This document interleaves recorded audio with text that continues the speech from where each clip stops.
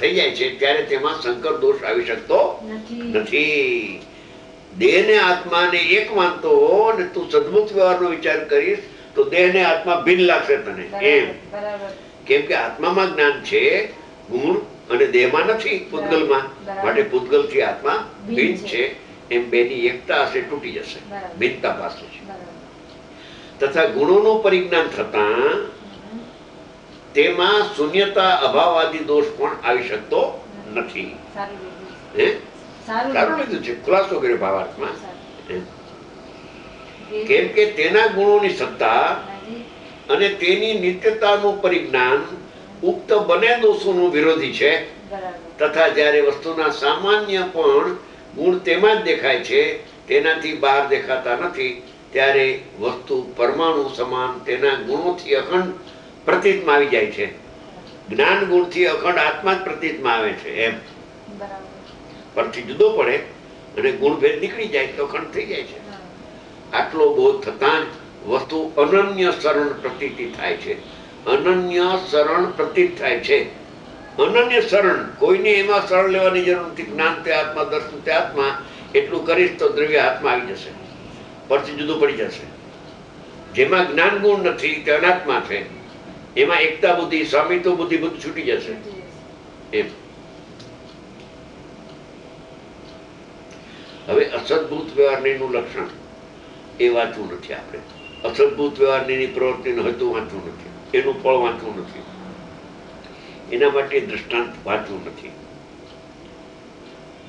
હવે સદભૂત અસદભૂત નયોના ભેદ એ વાંચવું છે. સદભૂત નો ભેદ શું ને અસદભૂત ભેદ શું એ કેસે ઉપચરિત અનુપચરિત. સદભૂત વ્યવહાર નહીં, અનુપચરિત પણ હોય છે અને ઉપચરિત પણ હોય છે. સદભૂત વ્યવહાર નહીં, અનુપચરિત પણ હોય છે અને ઉપચરિત પણ હોય છે. સદભૂતના બે ભેદ છે. આમાં માર્ગ છે. તથા અસદભૂત વ્યવહાર નહીં પણ અનુપચરિત અને ઉપચરિત હોય છે. એનું આપણે કઈ કામ નથી. આપણે તો સદભૂત વ્યવહાર એના બે ભેદ સમજવા છે, એક અનુપચરિત અને એક ઉપચરિત.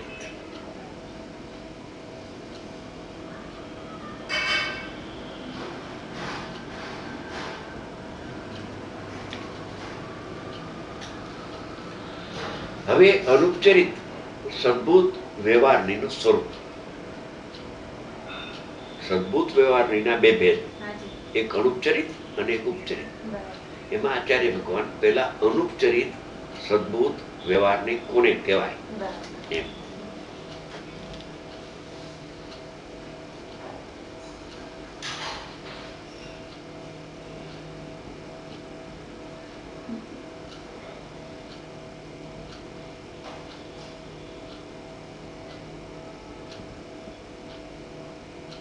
નિરપેક્ષ છે તે અનુપચરિત છે, સાપેક્ષ છે તે ઉપચરિત છે.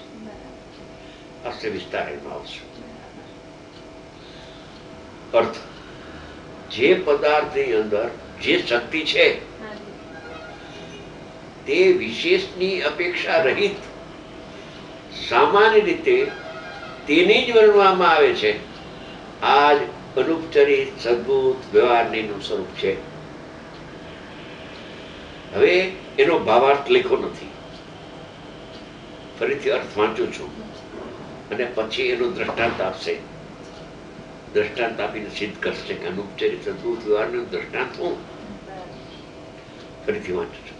જે પદાર્થની અંદર જે શક્તિ છે તે વિશેષની અપેક્ષા રહિત એટલે નિરપેક્ષ.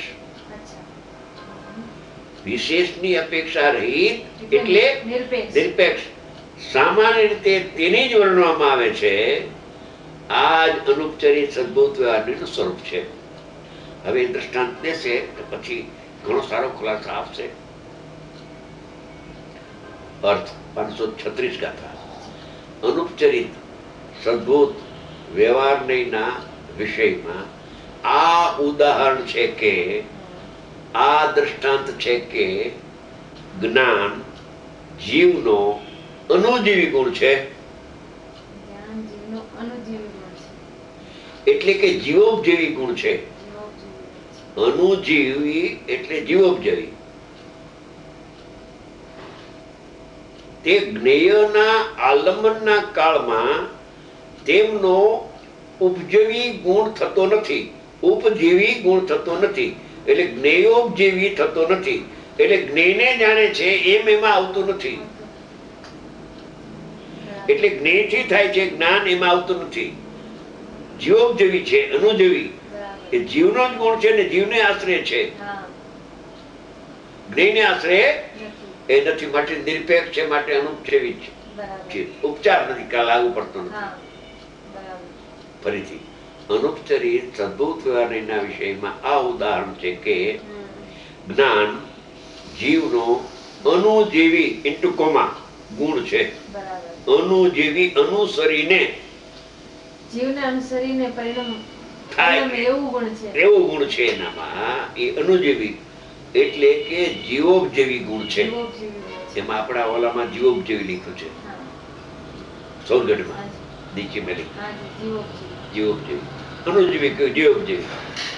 તે જ્ઞાન ગુણ જ્ઞેયના અવલંબન કાળમાં તેમનો ઉપજીવી ગુણ થતો નથી. જ્ઞેયના અવલંબનના કાળમાં પણ એ તો જ્ઞાયક આશ્રિત રહે છે, જ્ઞેય આશ્રિત થતો નથી. બરાબર. ભલે જ્ઞેયનું અવલંબન લઈને કોઈ વાત કરે તો પણ એ જે જ્ઞાનની પર્યાય છે તો નિરપેક્ષ જ રહે છે. બરાબર. એને જ્ઞેયનું અવલંબન થતું નથી. થતો જ નથી. ભલે અવલંબન લઈને વાત કરે તો પણ અવલંબન લેતું નથી જ્ઞાન. બરાબર. એને સ્વભાવને છોડતું જ નથી. બરાબર.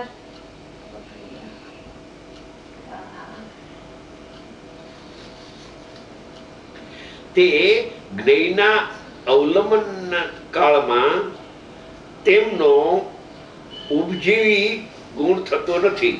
એટલે જ્ઞેયથી જ્ઞાન થાય છે. જ્ઞેય સાપેક્ષથી વાત કરે તો પણ એ નિરપેક્ષ છે. બરાબર. જ્ઞેય સાપેક્ષથી સમજાવતા હોય ત્યારે આ જે અનુપચારિક સદભૂત વ્યવહાર છે એ તો નિરપેક્ષ છે, સાપેક્ષ થતો નથી. ભાવાર્થ.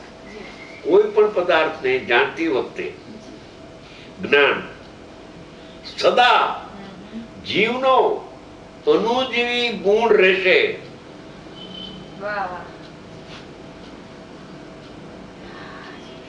પર પદાર્થના પ્રતિભાસ કાળે પણ જ્ઞાન પરનું નહીં થાય. જ્ઞાન તો જીવનું જ રહેશે. જીવનું રહેશે. જીવનું છે ને જીવનું જ રેવા સુભાષ. એનું નામ અનુપચરિત અદભુત વ્યવહાર નહીં. એનું ફળ બહુ સરસ બતાવશે. તે જ્ઞેયના અવલંબન કાળમાં તેમનો ઉપજીવી કોઈ ભાવાર્થ કોઈ પણ પદાર્થને જાણતી વખતે જ્ઞાન સદા હંમેશા જીવનો અનુજીવી ગુણ રહેશે. બરાબર. આ જ અનુપચરિત સદભૂત વ્યવહાર નહીંનો વિષય છે. બરાબર. વિષય બતાવ્યો તેનો જ ખુલાસો બતાવો. 537 અર્થ જેમ જ્ઞાન ઘટના સદભાવમાં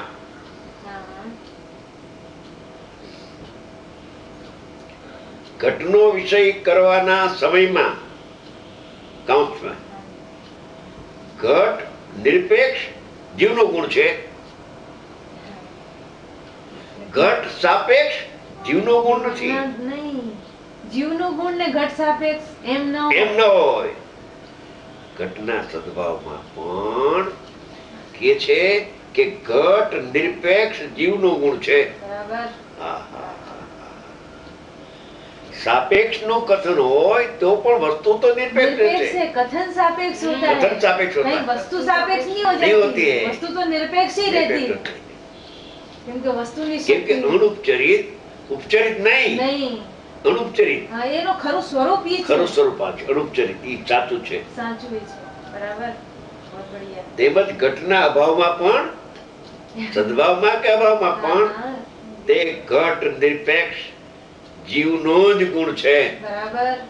હા, ઘડાને જાણે છે ત્યારે પણ જ્ઞાન જ્ઞાનથી થાય છે, ઘડાથી નહીં ને ઘડાનું નહીં. જ્ઞાનનું જ જ્ઞાન થાય છે. જ્ઞાનનું જ જ્ઞાન થાય છે, ઘટનું જ્ઞાન થતું નથી. નથી. ઘટનું કહેવાય છે, એ કહેવાય. વખતે જ્ઞાનનું જ્ઞાન થાય છે. જ્ઞાનનું જ્ઞાન થાય એમ ઘટનું કહે નહીં. છે. બરાબર. ભાવાર્થમાં ઘણો મોટો ભાવાર્થ છે એનો. ભાવાર્થ જે સમયે જ્ઞાનમાં ઘટ વિષય બન્યો છે તે સમયે પણ તે ઘટાકાર જ્ઞાન જ્ઞાન જ છે. આહા. ઘટાકાર જ્ઞાન એ તો જ્ઞાન જ જ્ઞાન જ છે, જ્ઞાનાકાર જ છે, એ તો ઘટાકાર છે નહીં. નહીં એમ. એ તો જ્ઞાનનું જ જ્ઞાન છે. જ્ઞાનનું જ જ્ઞાન થાય છે, ઘડાનું નહીં. નહીં. તો જ્ઞાનાકાર જ છે. જ્ઞાનાકાર છે. બરાબર. તે સમયે પણ તે ઘટાકાર જ્ઞાન જ્ઞાન જ છે. ઘટાકાર જ્ઞાન જ્ઞાન જ છે. ઘટાકાર થવાથી ઘટને વિષય બનાવવાથી તે જ્ઞાન ઘટરૂપ અથવા ઘટનો ગુણ નથી. થઈ જતો નથી. નથી. પદાર્થ પોતાના ગુણને છોડી અને અન્યમાં જતો નથી. ઘટાકાર થવું કેવળ જ્ઞાનનું જ સ્વરૂપ છે. બરાબર. ઘટાકાર થવું કેવળ જ્ઞાનનું જ સ્વરૂપ છે. બરાબર. એટલે એનો પ્રતિવાસ થાય. હા, એને જ્ઞાકાર કહે છે.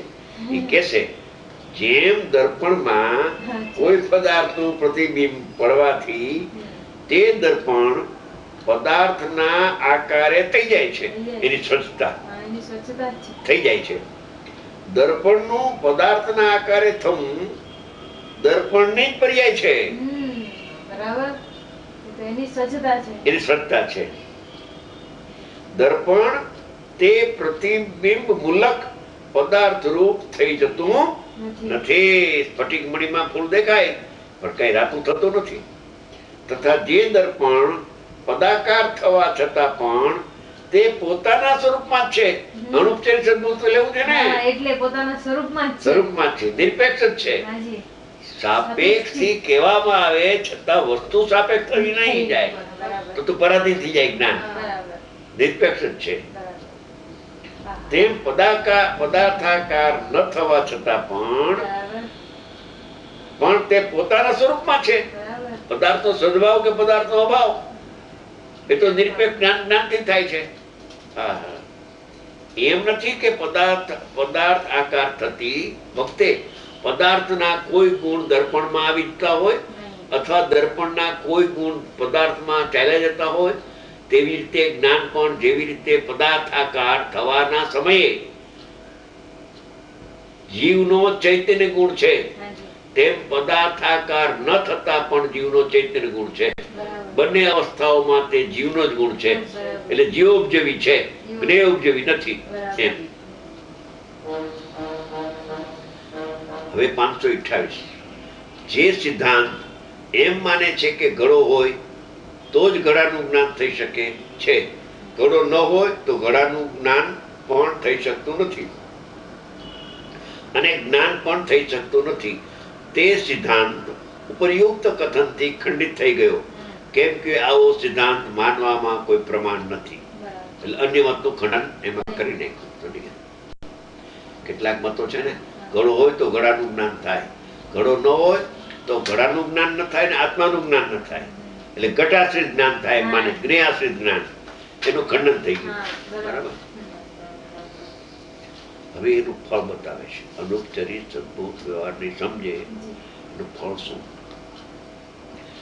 અર્થ પદાર્થમાં યથાર્થ પ્રતીતિ થવી તે જ આસ્તિક્ય બુદ્ધિનું કારણ છે. સાપેક્ષ કથન વખતે પણ તું નિરપેક્ષ જ લેજે એમ. બરાબર. ભલે સાપેક્ષથી કહેવાય હા, પણ સમજવાનું નિરપેક્ષ. નિરપેક્ષ સમજવાનું છે. પદાર્થમાં યથાર્થ પ્રતીતિ થવી તે જ આસ્તિક્ય બુદ્ધિનું કારણ છે, શ્રદ્ધાનું કારણ છે. આવી યથાર્થ પ્રતીતિ અનુપચરિત સદબુદ્ધ વ્યવહાર નહીંથી થાય છે. બરાબર. એકદમ બરાબર. જ્ઞાનનું જ્ઞાન થાય છે. જ્ઞાનનું જ્ઞાન થાય છે. ઈ ખરું શું? એમ જ છે. એમ જ છે. જ્ઞેયના સદભાવમાં પણ જ્ઞાનનું જ્ઞાન થાય છે. જ્ઞેયના સદભાવમાં જ્ઞેયનું જ્ઞાન થઈ જતું નથી. જ્ઞાનનું જ જ્ઞાન થાય છે. જ્ઞેયનો સદભાવ હો કે જ્ઞેયનો અભાવ અભાવ હો. જ્ઞાન જ્ઞાનથી થાય છે. થાય છે. સાથે જ ક્ષણિકાદી સિદ્ધાંતને માનનારાઓનો પરિપ્રયત્ન ખંડન થઈ જાય છે. તો ઠીક, બરાબર. એનો ભાવાર્થ ઘટ જ્ઞાન અવસ્થામાં પણ જ્ઞાનને જીવનો જ ગુણ સમજવો એ અનુપચરિત સદ્ભૂત નહીં છે અને એ જ પદાર્થની યથાર્થ પ્રતીતનું બીજ છે. બરાબર. પદાર્થના સદભાવમાં પણ જ્ઞાનનું જ્ઞાન થાય છે, પદાર્થનું જ્ઞાન થતું નથી. નથી. એમ. હવે અનુપચરિત સદભૂત વ્યવહાર નહીં એ વિષય પૂરો થયો. બરાબર. એનું ફળ પણ આપી યથાર્થ પ્રતીતિ થાય છે. શ્રદ્ધા. બરાબર. હવે ઉપચારિત સદભૂત વ્યવહારને એનું સ્વરૂપ કહેવામાં આવે છે. ઓનું તો સમજાય. ઉપચારિત સદભૂત વ્યવહાર નહીં, ઉપચારિત સદભૂત વ્યવહાર. સદભૂત વ્યવહારના બે ભેદ, હા. અનુપચારિત અને ઉપચારિત. ઉપચારિત. સમજી ગયા? એ ઉપચારિત સદભૂત વ્યવહાર નહીં નું સ્વરૂપ કહેશે. ટાઈમ થઈ ગયો, માથું ભારે થઈ ગયું એટલે નહીં બોલાય, મજા નહીં આવે. બરાબર.